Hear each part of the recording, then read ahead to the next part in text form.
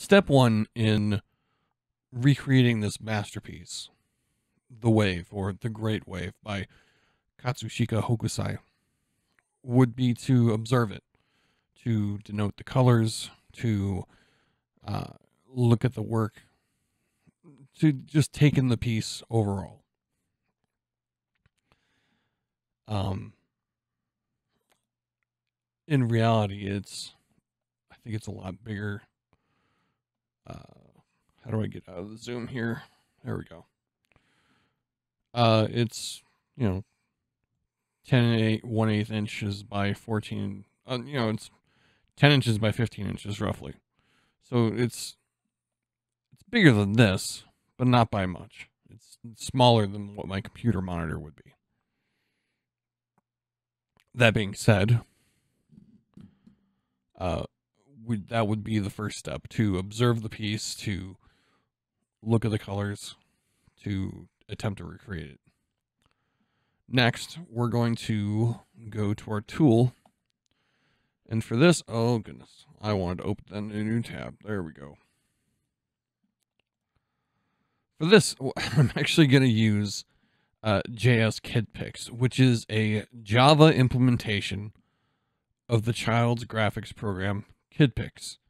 If you don't know anything about Kid Pix, it's for a lot of people my age. I'm 36. For a lot of people my age, it was their first graphics application. The interesting thing about it is that it only has one level of undo. It does have ways to erase the entire screen. It has no layers. It really requires you to be judicious in what you do. So, with that being said, if our first step was observation, our second step will be to get to making. So I have the entire area of this window to use, or this box, this blue box. When I'm done, I will be able to save it separately, and I will do that. But I suppose the first thing we're going to do is we're going, and there's no eyedrop tool, so I have to select, the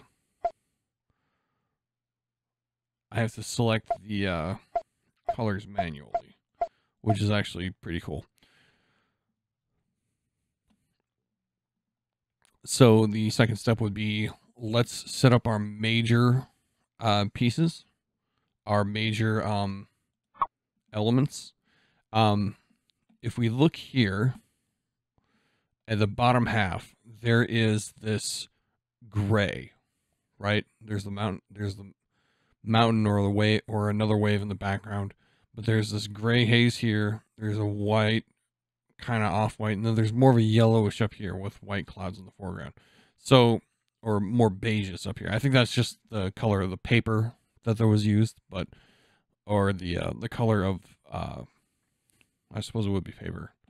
Anyway, that's what we're gonna do. We're gonna set up the background colors first. Since this doesn't have layers, we won't be able to overlay these things on top of each other the way we could, or organize them as we could with Photoshop or anything like that. So what we're going to do is we're going to have to create the background elements first, and then we'll have to create the foreground elements after that. So if step one was observing the piece, looking at the visual elements of it, and step two is identifying the different visual elements, we have the background elements. So for this, we're going to do a gray lower half, and then we'll just say a bone white, I guess, or kind of beige upper half. And then from that, we'll build our bodies, or we'll build our elements on top of it. So we are going to start with that gray. Now, it's not a super dark gray. That's actually pretty good right there. And then we're going to take our rectangle tool, and we're going to take this, and we're going to grab this, and we're just going to pull that. Not even, and that's one thing I love about Kid Pix, is that it creates all these cute little sounds and stuff like that. It's wonderful. We'll do that. I don't know why it's disappearing there, but it is. Okay. Next up will be that off-white. I don't really see that here on that page. That's a little too... Let's see. That's good. Alright, so that's going to be our next element.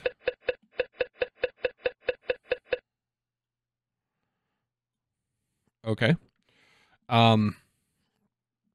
Okay, so background done. As you can see, we've actually achieved what we wanted there. We've got the gray element on the lower. We've got that element on top. But there is this kind of diffusion between the two, where it kind of fades in and out.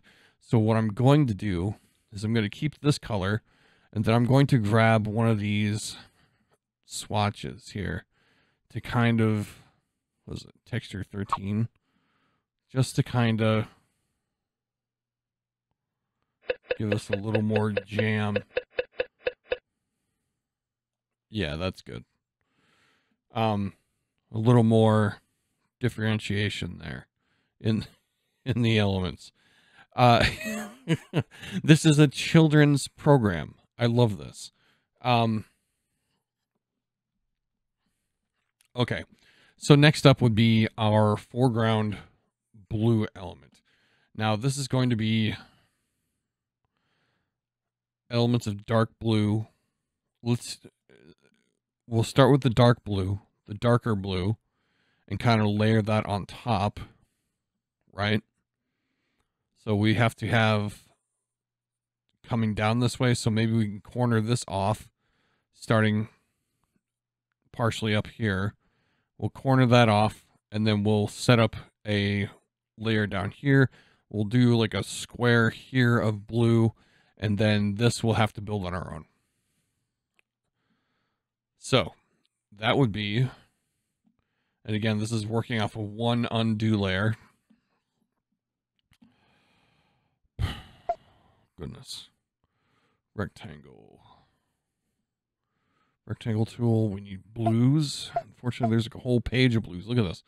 We have a dark blue there. That's pretty good. That's a good dark blue right there. I think we can find a darker blue though. There we go.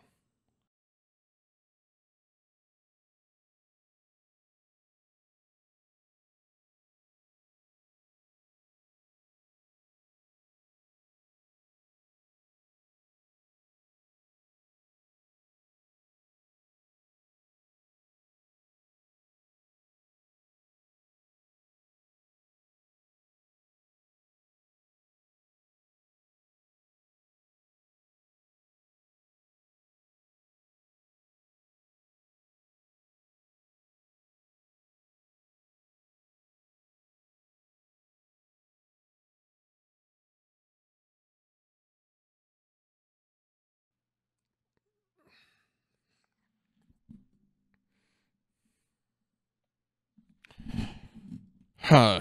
All right. I think this is a good stopping point. I think it's it's just so bad. Yeah, I mean I think this is where we are. This is I'm not an artist. And this is the best I can do with this tool. Let's save it. I'm going to save as desktop school art history. Uh-oh, new folder. Week 4.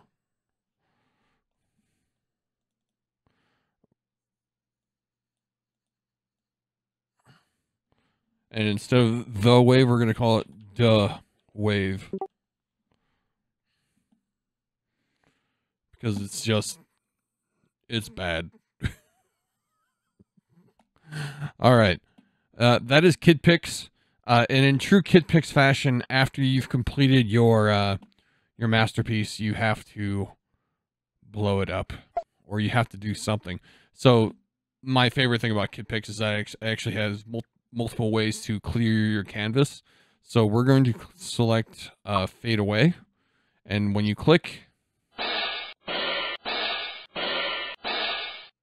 it, oh no, I can't undo it because I clicked it twice because I'm a dummy. And that's it. We're done. We saved it, and that's it. Thanks for watching. Now I need to figure out how to stop recording. There we go. All right, now here we are. Here we are with the video editing process. So the first thing we're going to do is we've got our dough wave. We've got our whole video here, which is, it looks like 59 minutes. 59 minutes in length. Obviously way too long. So let's just bring that. Yep, there we go. An hour and 15 minutes of just uncompressed video. That's how it's going to look when we finally, it's going to be real quick. It's going to be real quick and real cool. But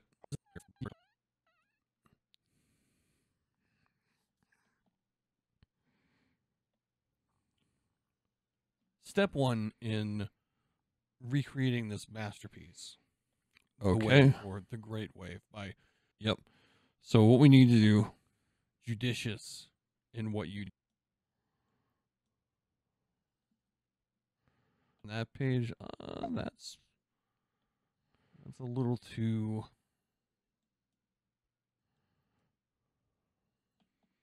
so we have to have coming down this way, so maybe we can corner this off, starting partially up here.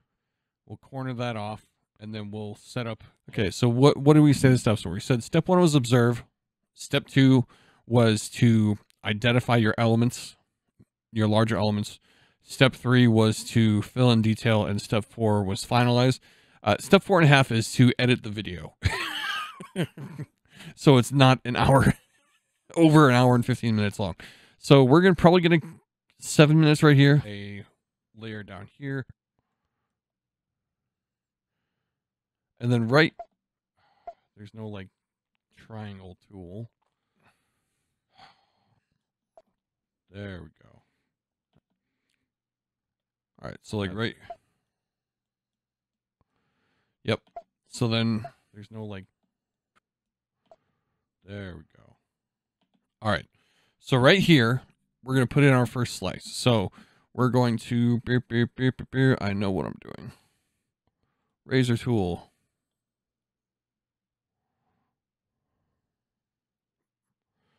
I need to zoom in here so I can see exactly where I'm cutting. There we go.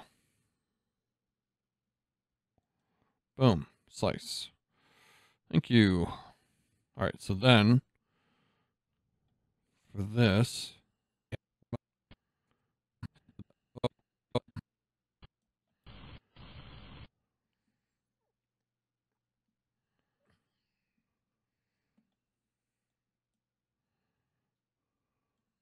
this is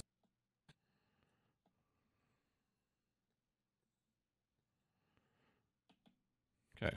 So we will then also zoom in here, provide another slice. Boom. All right, so that's what we have. We have 2 slices. This is the area we need to focus on. We need to compress this. So how do we speed that up? Well, let's do a quick Google search.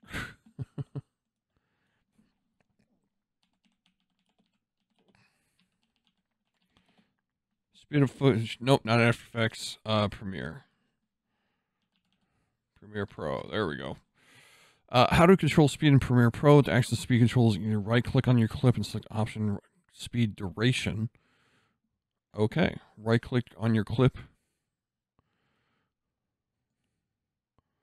Speed duration. There we go. And then we'll do, I don't know, 400% speed.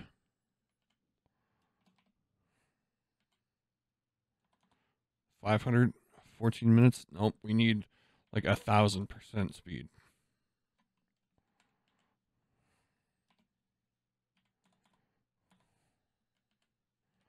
Why is it? Numlock is on. 1000. Delete.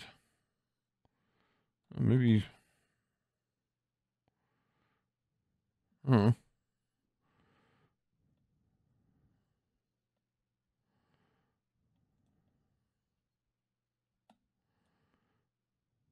Okay. Well, let's see. Let's see what that looks like.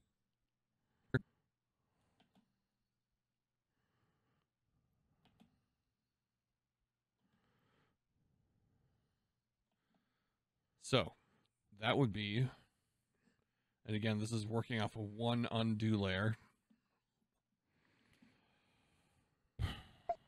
Goodness. There we go.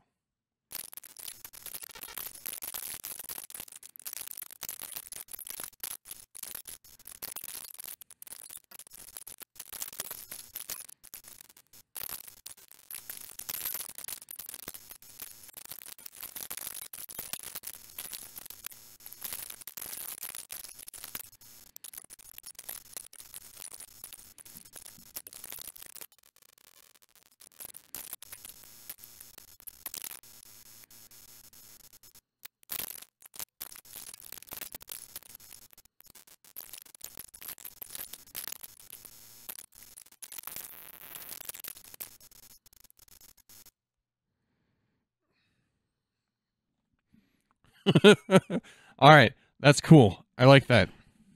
All right. All right, that's yeah, that's going to be the video. We're going to tag this on at the end and call it a day. Thanks. Bye.